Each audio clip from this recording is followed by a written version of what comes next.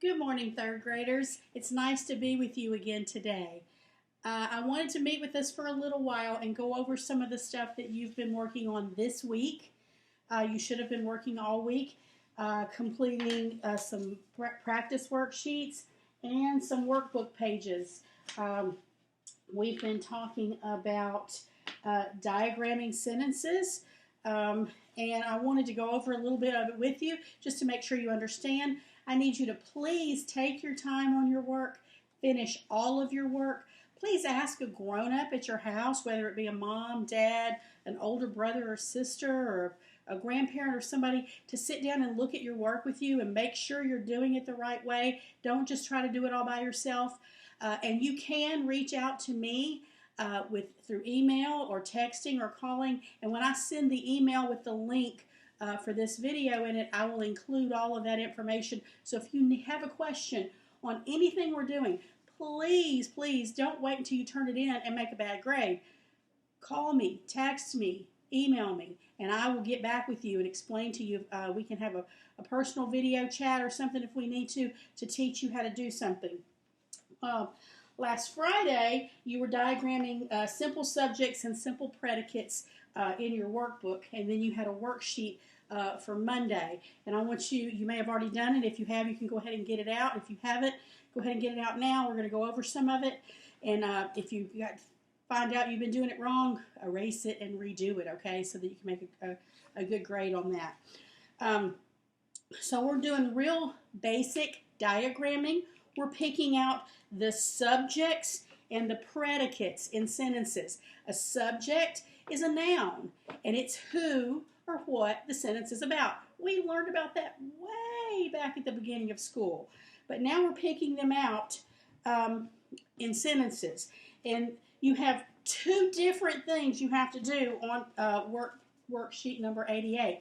The first set of instructions say to draw a line to divide the subject part and the predicate part of the sentence. We've done that before. We're going to do one now. Number one is Rachel likes cherries.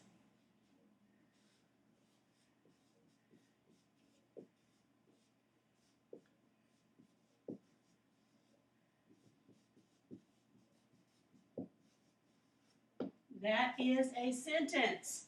Now, who is that sentence about? It's about Rachel. She's the subject. What's the verb in that sentence?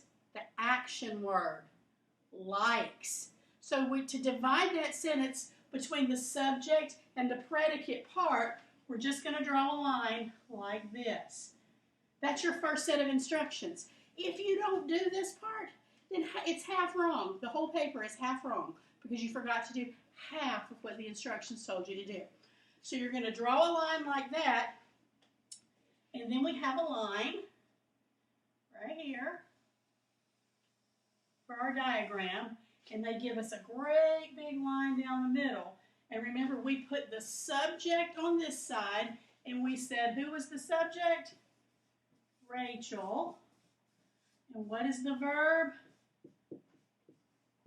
Likes. My line's not very straight, is it? Very good. Rachel likes. That's all you have to do on those. You have 9 of them. Let me see. Maybe we'll do one more that has some extra words in it. Number 3 says, she has taken some to the fair.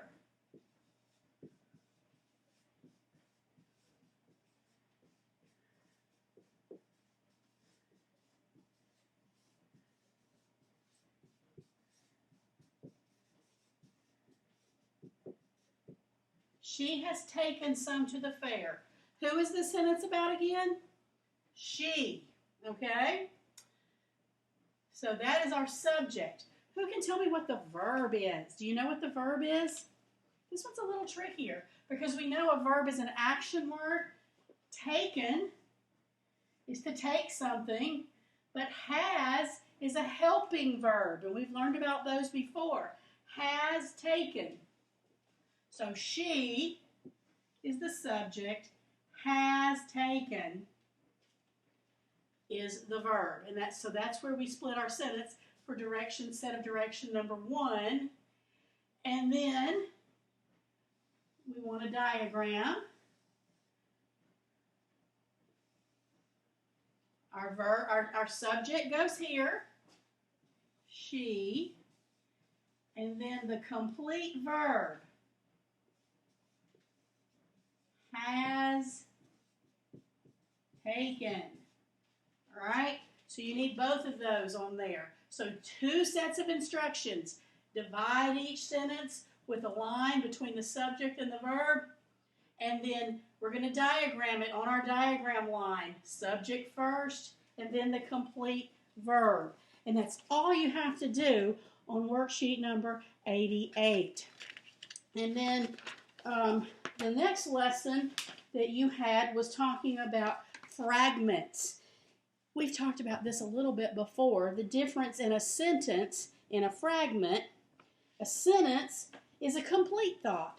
It has a subject, who or what the sentence is about, and it has a predicate, what the subject is or what the subject is doing. A fragment is not a complete thought. Some fragments are missing the subject part, like this one that was in your book. Told a story. Told is a verb. So we have the verb told a story, but we don't know who or what told the story. So we're missing a subject. Some sentences, some fragments are missing the predicate part. One of the examples that they used in your book was this one.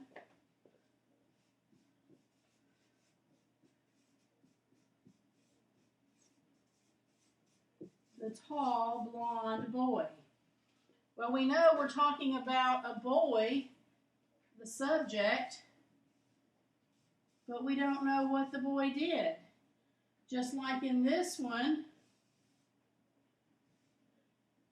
the verb is told, but we don't know who told. Those are called fragments. They're missing something. When we learn to diagram sentences like we did on these up here, and like I did on these here, it helps us to decide whether a sentence is a fragment or actually a complete sentence. Because when we go to break it down, if there's no subject part, we know it's not a sentence. If there's no predicate part, we know it's not a sentence. It's a fragment. And on your workbook page, excuse me,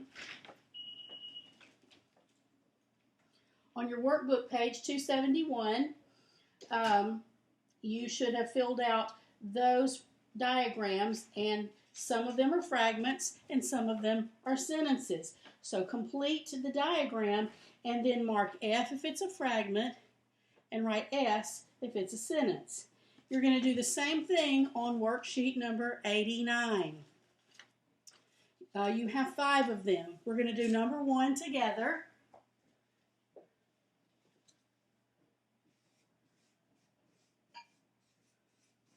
Colored a picture. Now, if we try to diagram that, colored a picture. Color is an action word, right?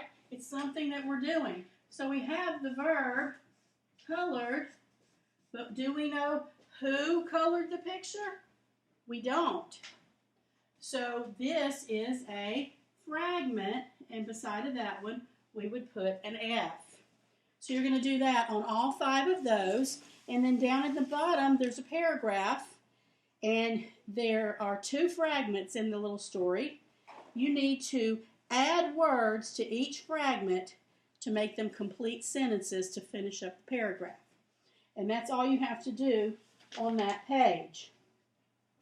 That should get you through what you need to do for this week. Make sure you've checked all your work before you put it in the packet and bring it back on Monday. Next week we'll have another video where we'll go over what we've been talking about and learning. Make sure you're checking in online, going to